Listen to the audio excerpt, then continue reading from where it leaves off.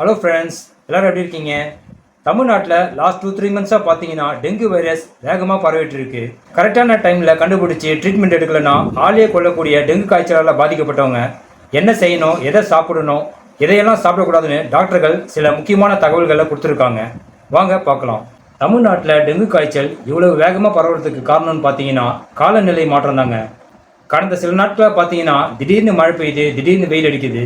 இந்த மாதிரியான கிளைமேட்னால டெங்குவை உருவாக்கக்கூடிய ஏடிஎஸ் வகை கொசுக்கள் அதிகமாகிட்டே போகுது.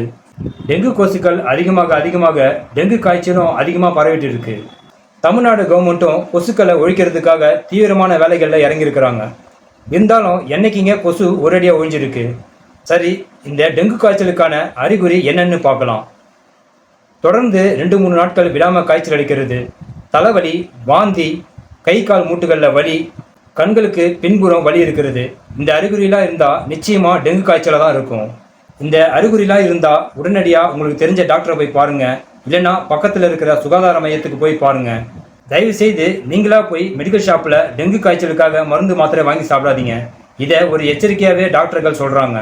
ஏன்னா டெங்கு காய்ச்சலை கண்டுபிடிக்கவே 7-8 நாள் ஆகும். அதில் நாமளும் கேர்லெஸ்ஸாக கம்முன்னு இருந்துட்டோம்னா அதோட வீரியம் அதிகமாகி உயிருக்கே ஆபத்தாயிடும். இப்போ டெங்கு காய்ச்சல் வந்தவங்க எதையெல்லாம் சாப்பிடலான்னு பார்க்கலாம். ஆரஞ்சு, எலுமிச்சை, அன்னாச்சி, பப்பாளி பழம் ஜூஸ்களை போட்டு கொடுக்கலாம். முடிஞ்ச அளவுக்கு திரவ வகை உணவுகளை தான் கொடுக்கணும். வீட்டில் இருக்கிற அரிசியை ரவை மாதிரி உடச்சி கஞ்சி காய்ச்சி கொடுக்கலாம். பேஷண்ட்டோட உடம்புல இருக்கிற நீர்ச்சத்து குறையாமல் பார்த்துக்கணும். அதுதான் ரொம்ப ரொம்ப முக்கியம். டெங்கு காய்ச்சலால் பாதிக்கப்பட்டவங்க எதையெல்லாம் சாப்பிடக்கூடாதுன்னா, நான்வெஜ்ஜை அவங்க கண்டிப்பாக தொடரக்கூடாது. நான்வெஜ் இருக்கிற பக்கமே திரும்பி பார்க்கக்கூடாது. காரமான உணவு வகைகளை எடுத்துக்கக்கூடாது. அடுத்து ஒரு முக்கியமான விஷயம் என்னென்னு பார்த்தீங்கன்னா, அவுட் சைடு ஃபுட்டை நிச்சயமாக எடுத்துக்கவே கூடாது. ஏன்னா வெளியே இருந்து வர உணவு வகைகளால் இன்ஃபெக்ஷன் அதிகமாகிறதுக்கு வாய்ப்பு இருக்கும். அடுத்து சில பேரை பார்த்தீங்கன்னா கேரட், பீட்ரூட் மாதிரியான பச்சை காய்கறிகளை ஜூஸ் போட்டு குடிப்பாங்க.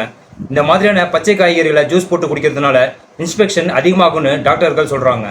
ஓகே நண்பர்களே, மேலே சொன்ன அறிகுறிகள் ஏதாவது இருந்தால் அசால்ட்டாக இருக்காமல் உடனடியாக டாக்டர்களை போய் பாருங்கள்.